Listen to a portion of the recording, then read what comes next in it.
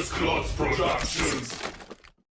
In the early 90s, when I was just a little kid, I got introduced to the world of video games by a little game called Sonic the Hedgehog. When the sequel came along, my tiny Swedish mind was blown. It quickly became my favorite game and obsession, one I played constantly. Fast forward a few years. There had been some crazy spin-offs for the Mega Drive and the 8-bit systems, but gamers were hungry for a true follow-up to Sonic 2. Sure, there was Sonic CD in '93, but hardly anybody had a Mega CD, and I didn't even know of its existence until way later. In early 1994, Sonic the Hedgehog 3 was finally released to glowing reviews. It wouldn't be until late 1995 that I got my paws on it. My parents had just separated, but I hadn't moved to Germany with my mom yet, so I would visit my dad every 2 weeks on the weekend in that period. One time on the train ride home, my dad told me that he had rented Sonic 3 from the local video store. I still remember like it was yesterday that he described it as konstigt. We got home, played it, and had a great time together. At the time, I couldn't beat it and we only had the game for a little while. After that, I didn't get to play it for a dozen years. It wasn't until I got the Sonic Mega Collection Plus for the PS2 that I was reunited with my beloved Sonic 3. Meanwhile, you can play it in the Sonic Origins collection, but I'm here to talk about the Mega Drive original today. Does it still hold up after all these years, and is it worth playing as opposed to Sonic 3 and Knuckles on Sonic Origins? Let's take a flight to Angel Island.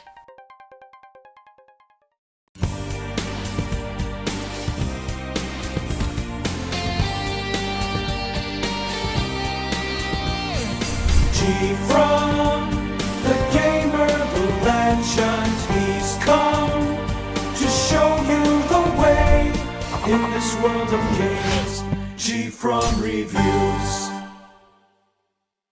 The thing that stood out to me right off the bat was that Sonic 3 offers save states. Multiple save states. That blew my mind as a kid. You mean I can continue from where I left off without cheats? This is madness! The copy we had rented already had some save files on it, so I was able to see some of the later levels I couldn't hope to reach by myself. At the beginning you can pick your characters, Sonic, Tails or both. The basic gameplay is the same as before, but with a few twists. Remember how Sonic 2 teased the idea of Tails being able to fly? Now you can finally fly or swim by pushing the jump button over and over. Granted, the first time you were able to control Tails in the air was in Sonic Chaos for the 8-bit systems. Here it feels like a natural, fun mechanic. He gets tired after a while though. Don't pretend like you wouldn't be after propelling your Tails like that. Makes me sweat just watching the little guy. The Fox can even pick up Sonic and help him get to higher areas. So having a second player is way more useful than it used to be. Playing solo as Tails can be considered the easy mode. The TV monitors are back with a fresh look. You still get invincibility, speed shoes, extra lives and rings, but the regular shield has been replaced by 3 new types of shields. The Thunder Shield protects you from electricity, draws nearby rings to you and gives you a double jump.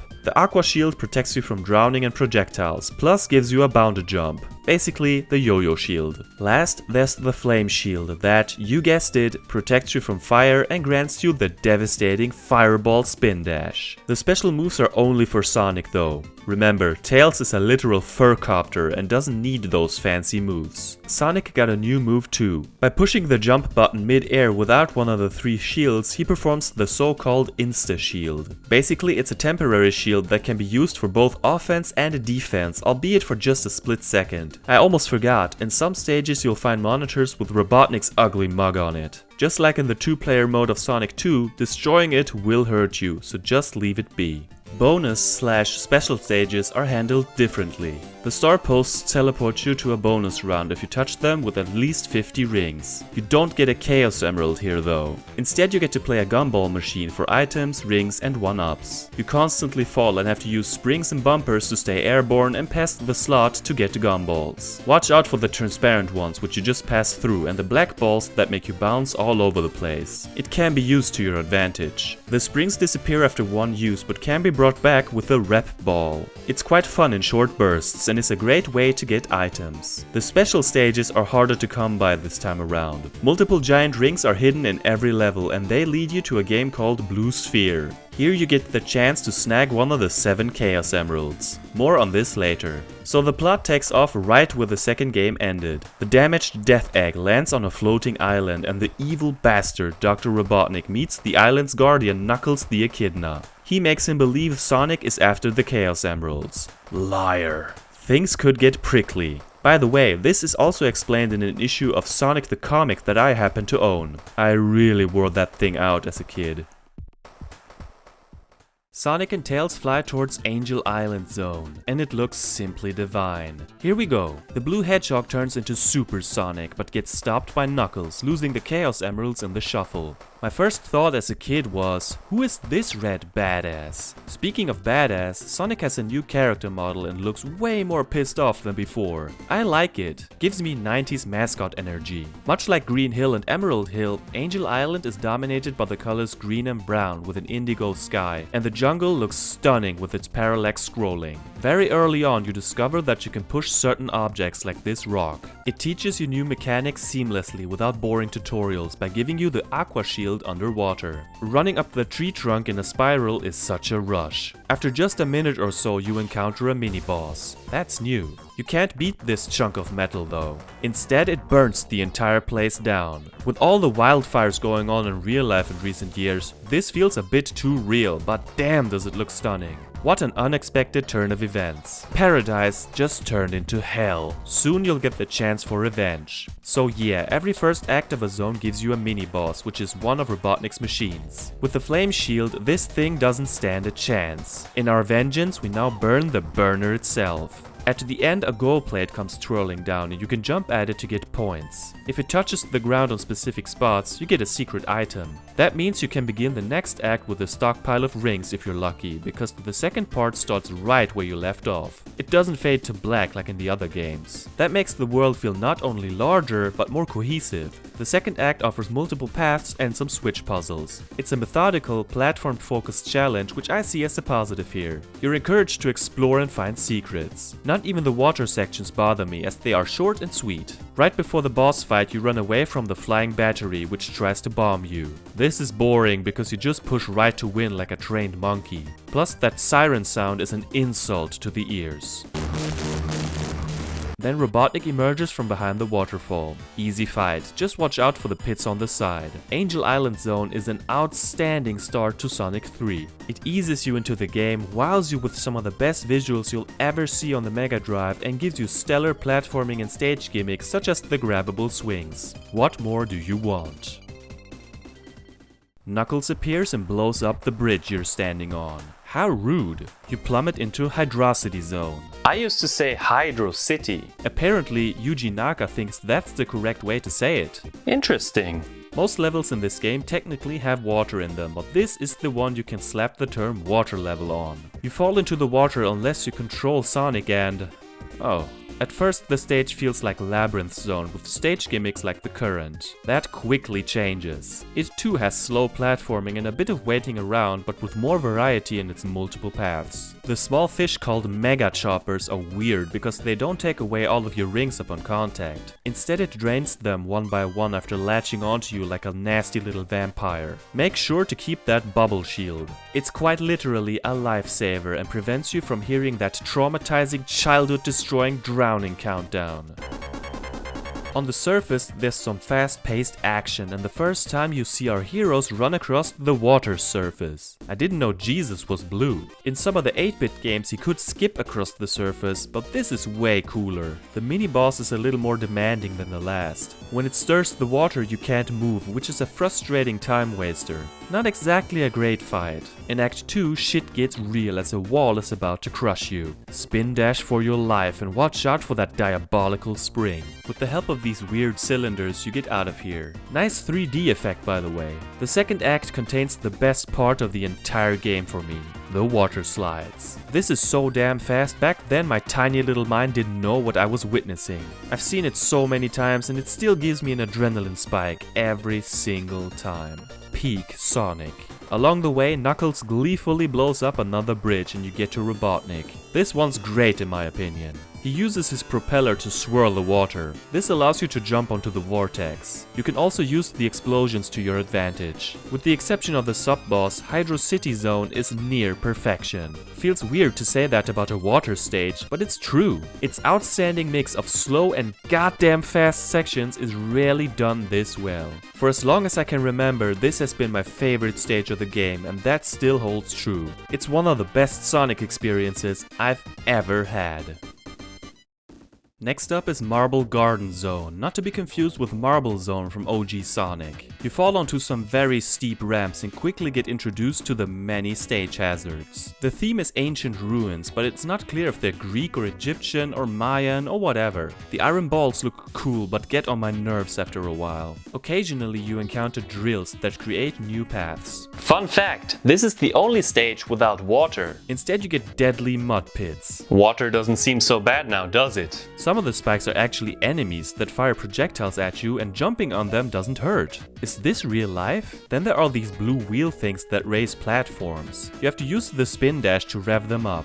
They don't even fit the rustic temple vibe at all. I like to spin dash on top of it for this weird effect. Then there's the spinning top, another oddball piece of machinery which you use to hover through the air by running on it. It's not the most intuitive mechanic, but when you touch the ground, the thing gets crazy fast, which is always fun. Just watch out for spikes. There's more. Stone faces spit arrows at you. By jumping on the red gem 3 times, it lets you progress. This was the first time I realized that Sonic can't get everywhere by himself. You can only get up here with Tails. Adds replay value for sure. The mini-boss is very similar to the Mystic Caves encounter with Robotnik, but even less frightening. Speaking of the chubby scientist, there he is at the beginning of Act 2. He vanishes right away though. The second half is more of the same, but with extra speed sections thrown in. Expect lots of tiptoeing around because pushing right to win doesn't get you anywhere. Later, Robotnik causes an earthquake and trauma to my ears. Does it ever stop? Thank you. The boss fight is unique. Tails, who suddenly doesn't get tired, carries Sonic through the air and you have to jump on the doctor while avoiding his drill. The two-tailed fox even appears if you're just playing as Sonic. This is especially fun with 2 players. With just Tails, I'm never sure how I'm supposed to damage him. Just fly into Robotnik with the propellers. In all honesty, Marble Garden Zone is my bottom ranked chapter of Sonic 3, no question. It's great, don't get me wrong, but I think there are too many annoying stage hazards and enemies breaking the pace. I'm usually a fan of platform heavy stages in Sonic games, but this one never really clicked with me. Except for the boss, of course. Tails drops off Sonic into Carnival Night Zone. Visually, it strikes a resemblance to Casino Night Zone, and it too is littered with weird stage gimmicks. This one takes it to a whole new level though. Where do I begin? How about a montage?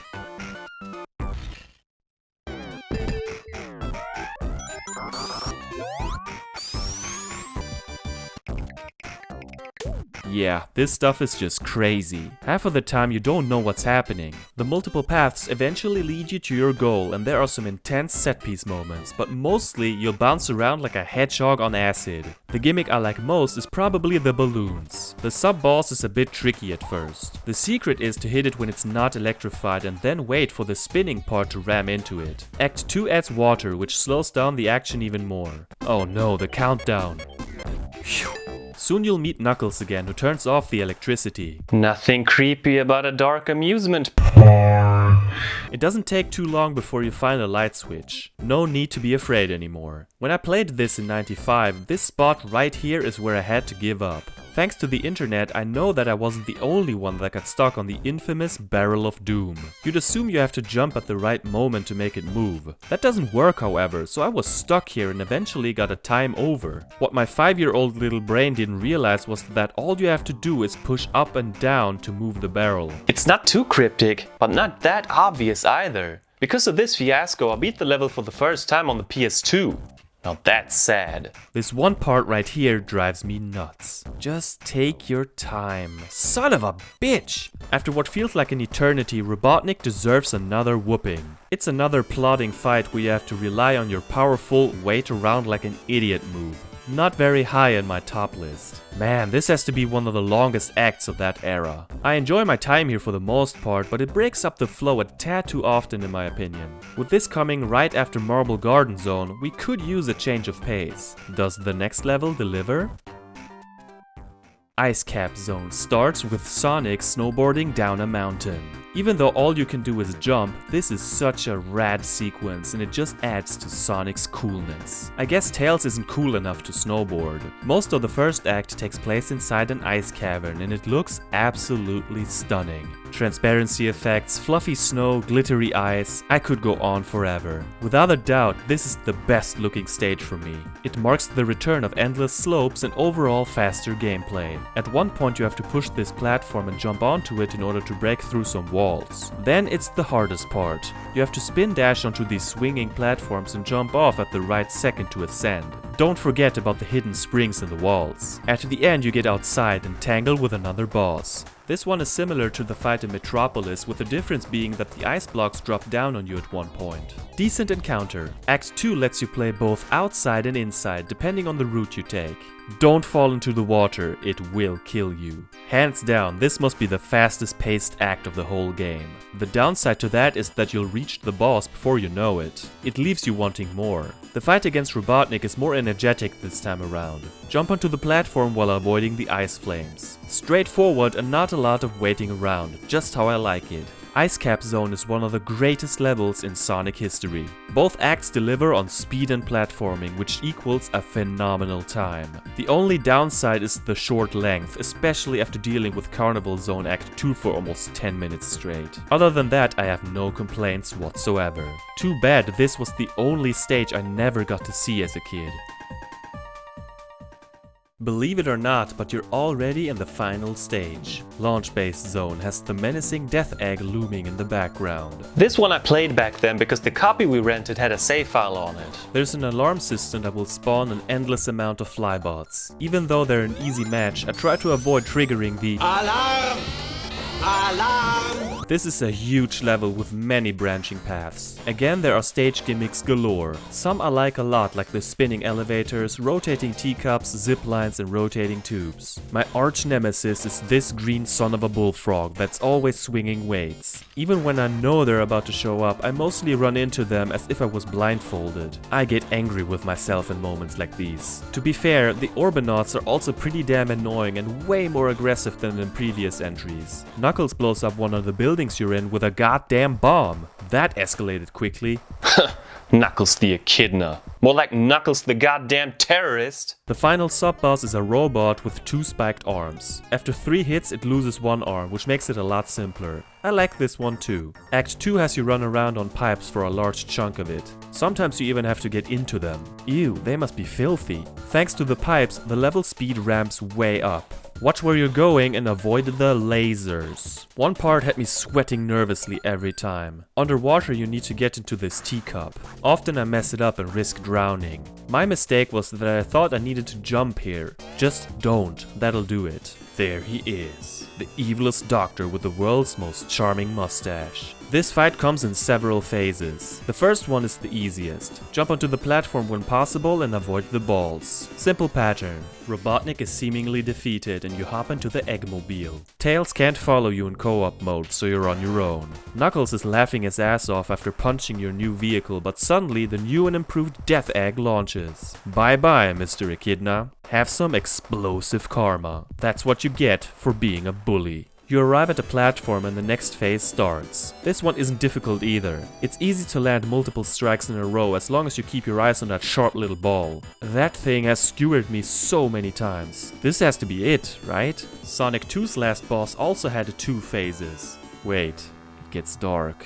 What was that? Holy shit. That thing scared the living daylights out of me as a kid, especially with that music in the background. Back then I couldn't beat him. It might not look that hard, but it's very tricky to land a hit. Jump too high and you get hurt by spikes. Jump too low and his hands grab you, slamming you into the floor. You have to hit that sweet spot in between. You'll need to do most of your damage during this first part. It is possible to hurt him here too, but it's not worth the risk. To this day, it's my favorite final boss in the series because it's just as intense as it was back in the day. Too bad there's one tiny detail that takes the fun out of it. When you die, you not only have to replay the first two phases again, but also watch that boring ass cutscene with the nauseating sound effects every single time. What a giant waste of my precious time. No, you can't skip it. Why, oh why can't you skip it? I have no idea how many times I've seen this, and honestly, I don't want to know. Plus, the timer doesn't stop, which is the definition of injustice. As soon as I get over the 9-minute mark, I get anxious. So overall, Launch Base Zone ramps up the difficulty quite a bit, but for the most part I fancy the challenge and level design. If it wasn't necessary to repeat the boss fights after every death, I would enjoy that last part even more. I guess we can't have everything. At the end, the death egg falls back onto the floating islands, the credits roll, and you've beaten Sonic the Hedgehog 3. If you want the good ending, which is just this one screen, and Supersonic, you need to collect all 7 Chaos Emeralds. As I mentioned early in the video, you get these by beating the special stages. These are quite unique and frankly blew me away as a kid. It takes place on a surreal planet covered in checkerboards. The goal is to turn the blue spheres red. By collecting all blue spheres around the edges of a large group, they all transform into rings. Also saves time. Collecting all rings gives you a perfect bonus, which rewards you with 50,000 points and an extra life. Running into a red sphere makes you lose and you'll have to find another hidden ring to retry. You can only jump and turn left and right. There's no way to stop walking forwards unless you run into a bumper which pushes you backwards. The stages loop infinitely and it can be disorienting. Plus, your movement speed goes up the more time passes. This gets pretty damn intense after a while. Personally, I love this stuff. If you know where all the hidden rings are, you can get Supersonic as early as Act 1 of Hydrocity Zone. That's neat. I used to play the very first one in Angel Island Zone, restart the game and keep the emerald I got. Hooray for save files! This way you can pretty much play the entire game with Supersonic, which is awesome. Like in Sonic 2, it's pure insanity. He looks so badass and is ridiculously overpowered. Well worth the effort. Tails, however, gets nothing. Again. More injustice.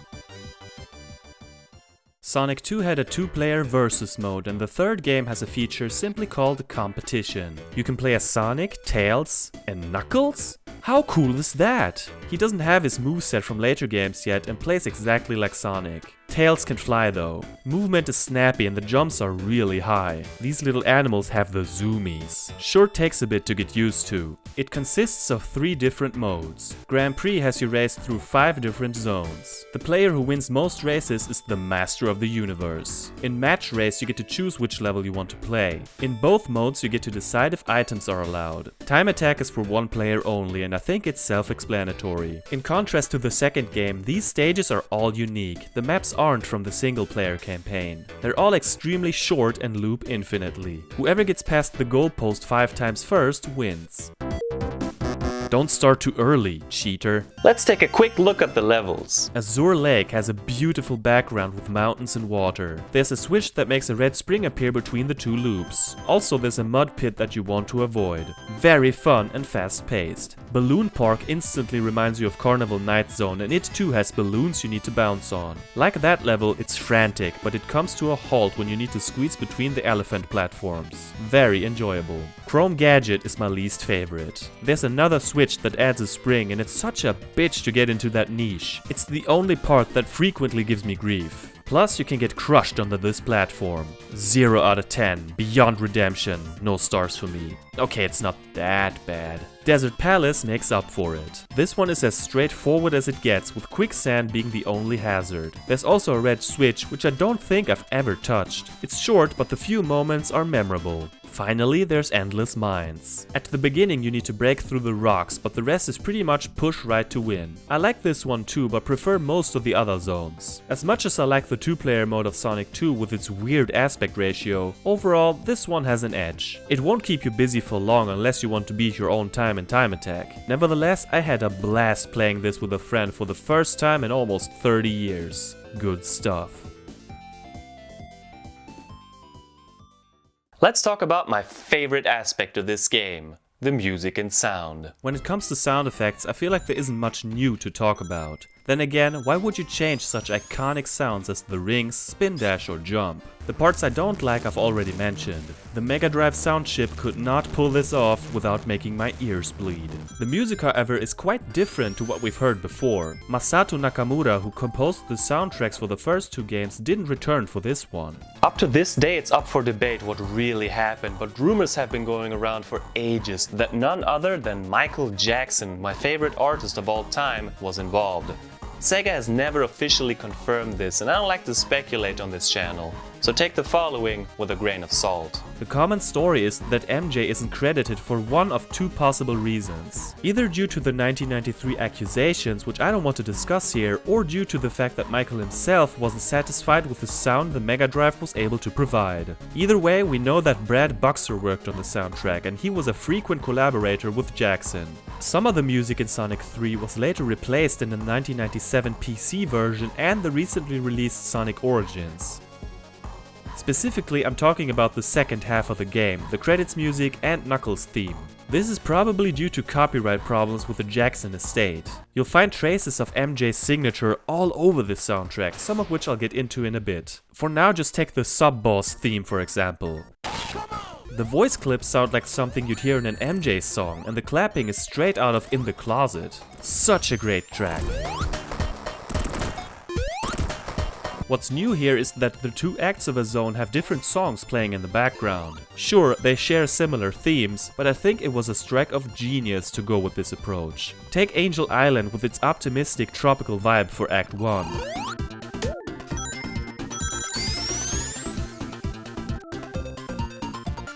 Sounds like a vacation. Act 2, however, is still upbeat, but sounds a bit more urgent, fitting to the whole place being on fire.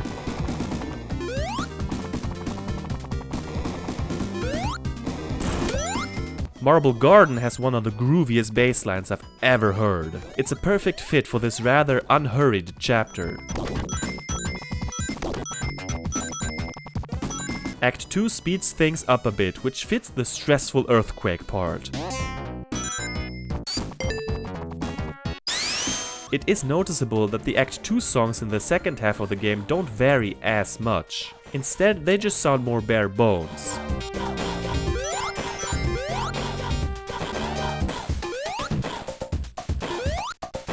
Many think this is lazy, and while I don't necessarily disagree, I'm still fond of all of them. The music in the competition mode has a completely different feel to it, with most of them with fast tempos and happy melodies. A highlight for me would be Desert Palace. The level select screen is very catchy with its island feeling. In all honesty, there's only one track I don't care for. I like the title screen, but the faster version, which is used as the invincibility tune, is so damn repetitive. Why on earth is this also used for Supersonic? It's just a 10-second loop. But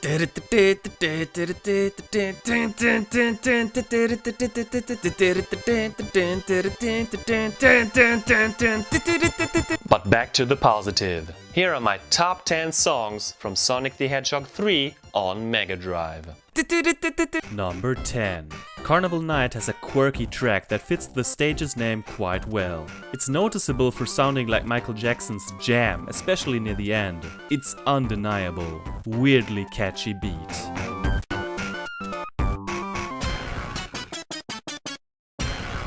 Number 9. In contrast to Sonic 1 and 2, we don't get a medley at the end but an original piece. Again, this sounds like something from MJ and Buxer. Sure enough, it was the basis for Stranger in Moscow, which is one of my favorite tracks. Lovely song with an interesting place in music history.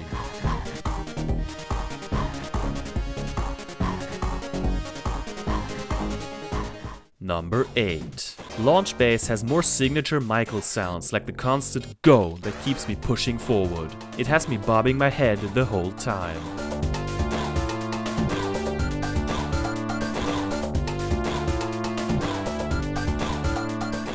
Number 7.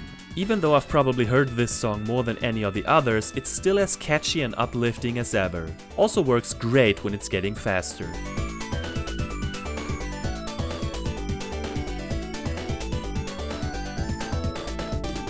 Number 6. This is as bare bones as it gets, but damn I love it. Like the sub-boss, it uses the clapping from In the Closet and it makes the encounters with Knuckles stand out. So cool. Number 5. From here on out, it gets really tough to rank the remaining tracks. Hydrocity Act 1 has one of the most memorable melodies that contributes largely to making this water level even more awesome than it already is. The synth sounds are dialed in to perfection. It's one of the funkiest songs on the console.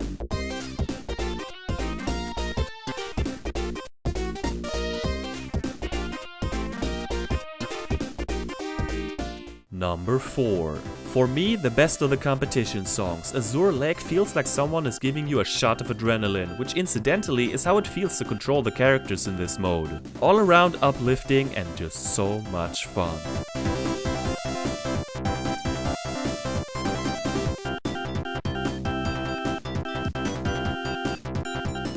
Number 3. Ice Cap Zone has one of the most beloved and classic tunes in the history of the Blue Blur. It matches the atmosphere perfectly, especially when on the snowboard. For a long time it was believed that it had its roots in the MJ song Who Is It? But it turned out not too long ago that it was based on a then unreleased The Jetsons song from 1981 called Hard Times. Guess who the pianist of that band was? Brad Buxer. Mind blown.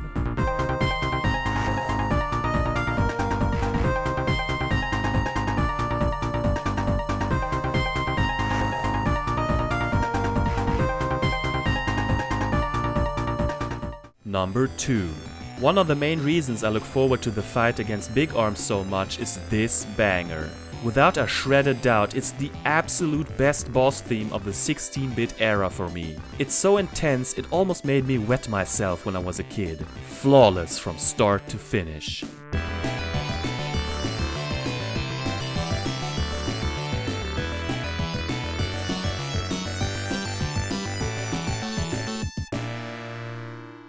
Number 1. A strong contender for the top Sonic track of all time, Hydrocity Act 2 stomps on the already great Act 1 music and gives us this undeniable masterpiece. Perfection on every meticulously placed note. It blows my mind that this extremely danceable and hella catchy track is for a water stage.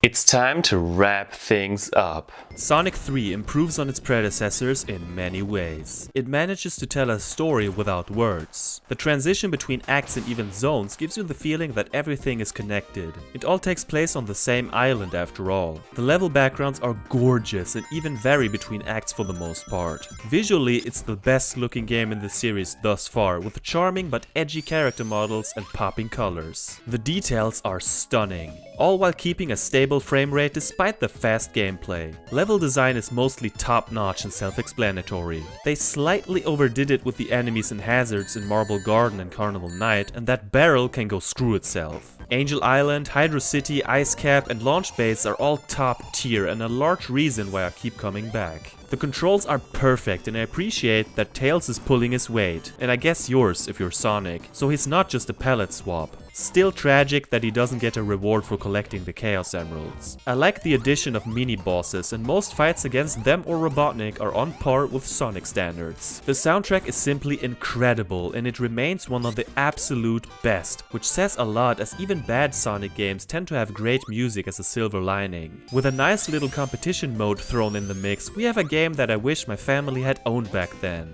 In my personal ranking, I'm putting it under Sonic 2. As great as number 3 is, games. The second is my favorite game from that era for reasons I've shared in my review I did a couple of years ago. Come to think of it, why is Sonic 3 so much shorter than 2? Like the first game, it only has 6 zones and it doesn't even have a proper ending. Feels incomplete in a way. Well, that's a story for my upcoming video when I cover the next main entry, Sonic and Knuckles. There I also talk about lock-on technology, Blue Sphere, Knuckles and Sonic 2, and the grand epic that is Sonic 3 and Knuckles. As it stands, this pure version of Sonic 3 is my preferred way to play these levels, mainly because of the music. It's quite expensive to get your hands on nowadays, but you can also play it on the Ultimate Mega Drive collection on PS3 or Xbox 360 if you still have those consoles. Sonic Origins includes Sonic 3 and Knuckles, but some of the music in the Sonic 3 levels have been replaced, so I don't think this original version will be released ever again. Nonetheless, most people will go to Sonic Origins to play these levels, but as a purist, I've fallen in love with this cartridge and will hold on to it for the rest of time.